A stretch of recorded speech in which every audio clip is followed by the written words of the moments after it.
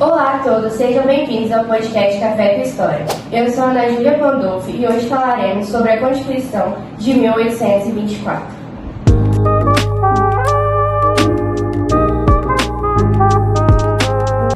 Para isso, chamei convidados especiais que irão se apresentar agora. Oi, bom dia, eu sou a Aimee Bragato Torresani, sou estudante de História. Olá, sou Sara Sirene Borlini, sou professora de Direitos Constitucionais. Olá, eu sou Otávio Sarmengue, pesquisador de Ciências Políticas. Eu sou a Vitória Oliveira Torresani e eu sou analista política. Bom, agora vamos começar. Para entender essa Constituição, precisamos conhecer o contexto em que ela foi criada. Alguém pode me explicar como estava o cenário político naquela época? Após a independência do Brasil em 1822, Dom Pedro teve muita dificuldade para consolidar seu poder. A independência trouxe à tona tensões políticas entre os grupos liberais que defendiam a autonomia e os conservadores que queriam um governo central. E também a primeira tentativa de uma Constituição foi em 1824, por uma Assembleia Constituinte, por representantes de várias províncias. Só que Dom Pedro I ele ficou insatisfeito com o projeto, porque era de um projeto liberalista. E ele não gostou, então ele rejeitou, dissolveu a Assembleia, alegando que aquilo não fazia parte do interesse do Império. E então, em resposta, Dom Pedro I convocou uma nova Assembleia em 1824, mas desta vez sob sua supervisão direta, o que limitou a participação de representantes mais radicais. Otávio, você consegue me falar como foi o processo de elaboração dessa Constituição? Sim. Bom, a nova Constituição foi redigida rapidamente. Uma comissão de juristas e políticos leais ao imperador trabalhou na elaboração do texto. O resultado foi uma Constituição que, embora inovadora em alguns aspectos, também consolidava a autoridade de Dom Pedro I. E também é importante destacar que a Constituição ela foi promulgada em 25 de março de 1824. Embora ela tenha sido feita em um curto período de tempo, ela tentou pelo menos buscar uma estabilidade durante o Império, onde estava passando por diversas tensões políticas e sociais naquela época. E qual foi o principal ponto desse documento, Sara? Então, o principal aspecto foi o começo do poder moderador, porque ele dava ao imperador a capacidade de interferir os outros poderes do Estado, que eram o executivo, legislativo e judiciário. Isso era uma inovação nas outras constituições, porque assegurava a estabilidade política no tempo histórico. Outra característica importante foi a centralização do poder, onde o governo do Império tinha grande controle sobre as províncias, o que causou grande satisfação nas áreas que desejavam autonomia.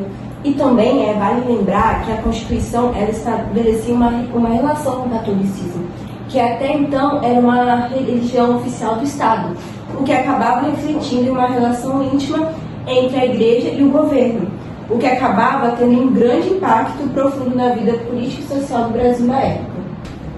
A cidadania era restrita ao direito ao voto e era limitada aos homens livres e proprietários de terras, excluindo assim a maioria da população, como os escravizados, os trabalhadores, e isso refletia também nos trabalhos sociais da época, né?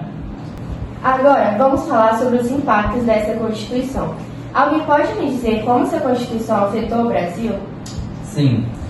Bom, na Constituição de 1824, também trouxe uma certa estabilidade ao Império, né? Permitindo que Dom Pedro consolidasse seu poder e, contudo, a centralização e as restrições políticas geraram descontentamento em diversas regiões do país, especialmente no Nordeste, que se sentia mais, marginalizado. Né? E essas restrições políticas levaram a várias revoltas e movimentos, como a Confederação do Equador em 1824, onde os liberalistas se revoltaram contra a centralização do poder, buscando mais autonomia nas províncias. Nesse ponto da atenção, a Constituição permaneceu até 1891 e foi base para a estrutura política do Brasil Imperial. É notável a influência dela nas constituições seguintes, onde elas sempre tentavam Equilibrar, né? equilibrar a centralização e a autonomia. Isso mesmo. Bom, a Constituição de 1824 ele foi um documento fundamental para a construção do Estado brasileiro. E vale lembrar também que mesmo as limitações, elas acabaram abrindo um espaço para os debates sobre a democracia e as representações políticas que persistem até hoje. Para encerrar, que lições podemos ter com a Constituição de 1824? Bom, a gente pode aprender que a Constituição de 1824, ela nos diz que a busca pela estabilidade política não vem da representação e da participação, e que o autoritarismo pode trazer uma ordem temporária sim, mas que a longo prazo pode gerar resistência e conflitos. Eu acho também que a Constituição de 1824 ela destaca a importância da participação política ampla e da representação de todos os segmentos das sociedades na construção de um país. É muito importante reconhecer que a Constituição de 1824 excluiu grande parte da população das questões políticas, assim refletindo a desigualdade na época, o que a gente consegue ver até hoje nos dias atuais. Exatamente. Essas desigualdades sociais geraram muita divisão na sociedade e até no próprio governo, que veio se dividindo, né, por partes. E a gente vê até hoje o reflexo na sociedade. Sim, que dividiu a maior parte das pessoas. Obrigada a participação de todos e obrigada a vocês que nos ouviram até agora. Quero agradecer o convite da Ana Júlia, que é muito bom a gente falar, comentar, ensinar também sobre a Constituição. Sim, é muito importante falar sempre sobre essa Constituição que foi a Constituição primordial para a construção do nosso Brasil. Sou muito grata por esse convite. Sim, também agradeço o convite, Ana Júlia, porque é bom a gente relembrar nossas histórias passadas e sempre estudar um pouco sobre elas. Eu, como estudante de História, agradeço muito o convite, porque é uma oportunidade, assim, Muito importante. muito importante. É muito importante para novos ensinamentos também. Sim. Muito boas considerações e sim, a Constituição de 1824 foi essencial para a construção da história do nosso Brasil.